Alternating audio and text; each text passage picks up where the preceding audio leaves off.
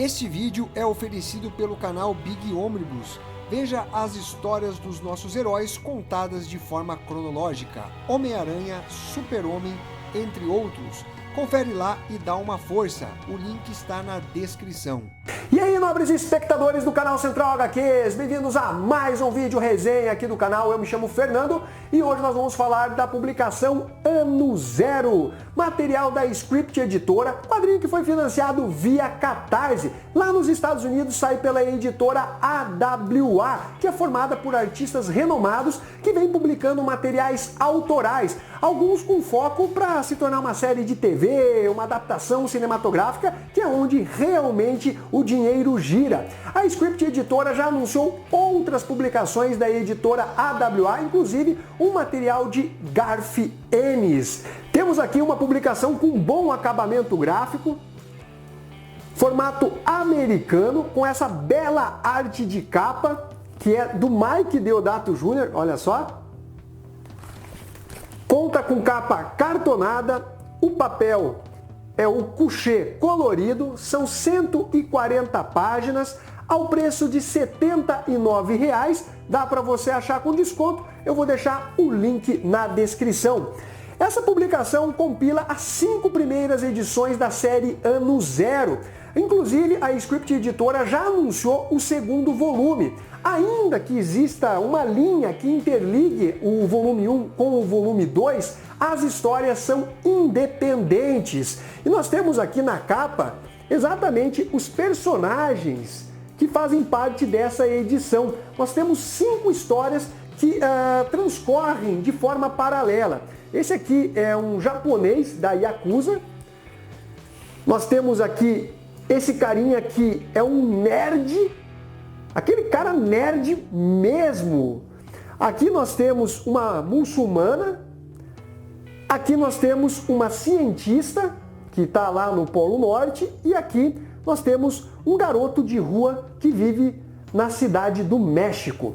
Bom, galera, o que tem em comum entre as histórias desses 5 personagens? Zumbis e mortos-vivos. Ah, Fernando, de novo esse negócio aí de invasão zumbi, mundo pós-apocalíptico? Galera, calma. Sim e não. O não, galera, é porque a narrativa do Benjamin Percy, que escreve essa publicação, ela traz um esquema diferente na hora de contar a história. Então, ainda que se trate de realmente uma invasão zumbi, o jeito que ele conta, como ele aborda cada um dos personagens que são focados, traz algo diferente, uma sensação de uma leitura que não é mais do mesmo. A arte fica por conta do Ramon Rosanas, que eu já vou comentar, e as cores do Lee Loudermilk.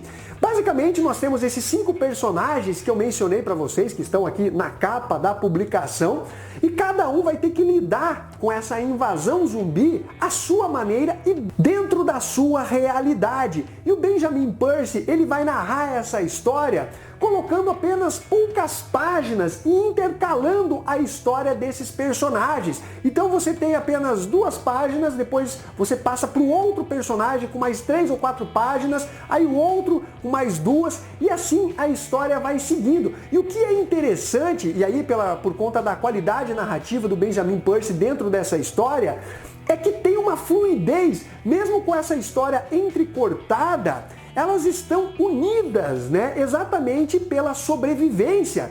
E mesmo quando você parte de uma história para outra, quando é retomada a história daquele primeiro personagem, você não fica perdido, você tem ainda fresco na sua mente o que aconteceu com ele. Então, por exemplo, esse japonês aqui da Yakuza, mesmo com a invasão zumbi, e talvez pela aquela questão, né, dos japoneses serem muito focados no que fazem, mesmo no caso aqui de um mercenário assassino, a invasão zumbi acaba sendo apenas secundária. Ele segue com o objetivo de cumprir a missão. Então, quando os mortos-vivos aparecem, é apenas mais um percalço que ele vai ter para realizar ali o seu objetivo. Aí você tem também a cientista que está lá no Polo Norte, né? Uma situação que já é complicada por conta do frio, né? A sobrevivência fora da base, obviamente, já é um transtorno. Imagine com alguém lá dentro da base infectado. Aí você tem um garotinho que vive nas ruas lá do México, ele perdeu os pais, policiais que foram mortos, né, por bandidos de uma facção criminosa, mas quem salva exatamente esse garoto é o cara que matou os pais dele. E aí fica aquele questionamento na mente da criança. Quando ele vai conseguir se vingar desse criminoso que matou os seus pais? Então você percebe que a história ela vai além, né, dessa invasão zumbi. Realmente tem umas questões mais pessoais desses personagens que não deixam de existir por conta dos mortos-vivos. Tem também a história desse nerdão aqui que é o típico nerdão babaca, sabe aquele nerdão escroto, o cara que é antissocial, que nas redes ele vira o troll, o hate, o provocador, nunca beijou na boca, é o verdadeiro virgão, né? E ele também é adepto das teorias da conspiração. Só que coincidentemente é exatamente isso que acaba salvando ele, porque ele montou um bunker com mantimentos, com suprimentos para uma eventualidade que acabou chegando. E aí ele acaba surfando na crista da onda e ele comenta, né? Ó, vocês não me deram ouvidos? Eu avisei, eu sabia disso. E aí ele tem um radinho lá que ele tenta entrar em contato com outras pessoas que eventualmente podem ter sobrevivido, né, a essa invasão zumbi. E aí ele recebe a resposta de uma mulher. Ele fica todo. Imagine, agora ele é um cara que tem um bunker. Ele vai fazer de tudo para encontrar esta pessoa. Por fim, nós temos a história dessa muçulmana, numa história ambientada lá no Afeganistão, né, naquele período conturbado ali de guerras, enfim. E as mulheres estão presas e mostra, né, a parte cultural ali daquelas mulheres que realmente ali são bem oprimidas, né?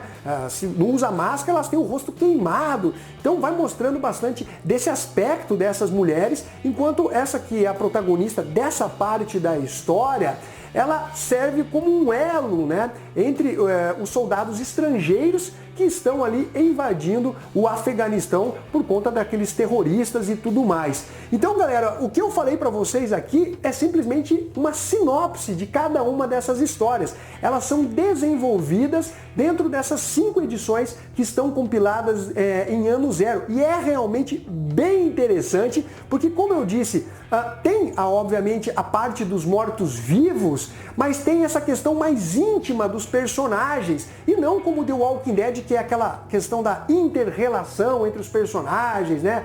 O que você faria se você encontrasse uma outra pessoa, né, e precisasse sobreviver de qualquer forma? Não, aqui é mais focado nos próprios protagonistas de cada uma dessas histórias. E eu achei realmente muito interessante como o Benjamin Percy, ele conduz essa história, e ao final de cada uma dessas 5 edições, ele dá, entre aspas, pistas de supostos mortos-vivos que existiram no decorrer da nossa humanidade. Eu achei realmente uma grande sacada dele. A arte do Ramon Rosanas é muito boa e casa perfeitamente com os roteiros do Benjamin Percy. Ele teve toda a qualidade técnica para fazer a narrativa entrecortada com muita ação dentro desses quadros, em poucas páginas, e de uma forma muito fluida, sabe? É uma forma dinâmica de contar essa história. Você lê a publicação de uma forma bem rápida, exatamente por essa construção narrativa feita através da arte do Ramon Rosanas, com as cores do Lee Reed, que consegue colorizar cada uma das histórias dentro da sua própria ambientação. Em suma, galera, nós temos aqui um quadrinho realmente muito bacana, redondinho, e que venha esse segundo volume aí de ano zero, uma história que não é dependente dessa, mas que tem esse fio aí que acaba ligando as duas. E que nota que eu dou para ano zero? Eu dou uma nota entre 8,5 e nota 9. Não é uma história que vai explodir a sua cabeça, mas é aquela história bem contada, aquela história gostosa de ler. Em suma, galera, indico para vocês aí ano zero da Script Editora. Então é isso daí, espero que vocês tenham curtido esse vídeo, que ele tenha sido de alguma utilidade para vocês. Não esqueça de compartilhar, se inscrever e também deixar o seu comentário. Um abraço para todos e fui!